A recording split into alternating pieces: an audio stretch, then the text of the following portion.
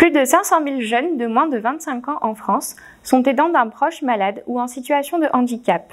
On les appelle jeunes aidants lorsqu'ils sont mineurs et jeunes adultes aidants lorsqu'ils ont entre 18 et 25 ans. Leur vécu, et notamment celui des situations de fin de vie et de décès du proche aidé, reste peu connu. C'est pour cela que l'objectif de notre étude, c'était d'explorer comment les jeunes aidants vivent le deuil de leur proche aidé. Donc pour ce faire, nous nous sommes entretenus avec 15 jeunes adultes aidants endeuillés et 3 thèmes principaux ressortent de ces entretiens. Tout d'abord, leur vécu subjectif de l'expérience de deuil.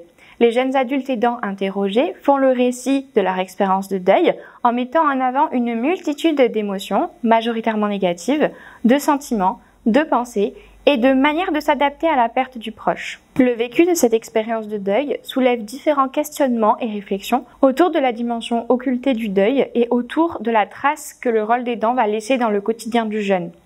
Les participants évoquent également différents facteurs facilitateurs dans leur processus de deuil, comme la religion. Ensuite, les jeunes adultes aidants mentionnent l'entourage et le soutien perçu après le décès du proche.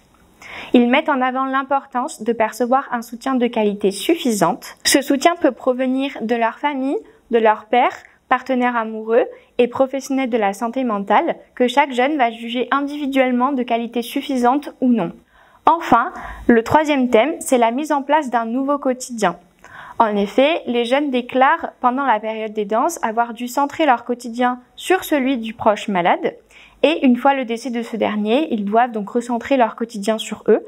Donc par exemple en reprenant une activité sportive, un loisir ou une vie sociale. Néanmoins, cette mise en place d'un nouveau quotidien ne se fait pas sans difficulté. Les jeunes adultes aidants mettent en avant notamment des difficultés d'ordre relationnel, comme le fait de percevoir un soutien inadapté ou insuffisant, associé à l'invisibilité à la fois sociale et médiatique du fait d'être un jeune adulte aidant et ou un jeune adulte aidant endeuillé. Ainsi, cette mise en place d'un nouveau quotidien reflète une des singularités de la perte du rôle d'aidant, combinée aux spécificités d'être endeuillé lorsqu'on est un enfant, un adolescent ou un jeune adulte.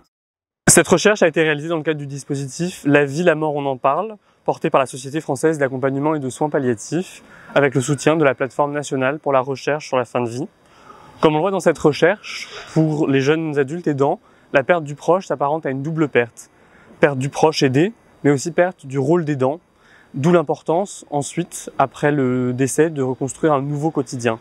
Et on voit ici l'importance qu'a l'entourage familial, mais aussi les professionnels, pour accompagner ce jeune dans ce parcours. Cette recherche, elle nous invite à penser de nouveaux dispositifs de sensibilisation et de formation pour améliorer le repérage et l'accompagnement des jeunes aidants et des jeunes aidants endeuillés.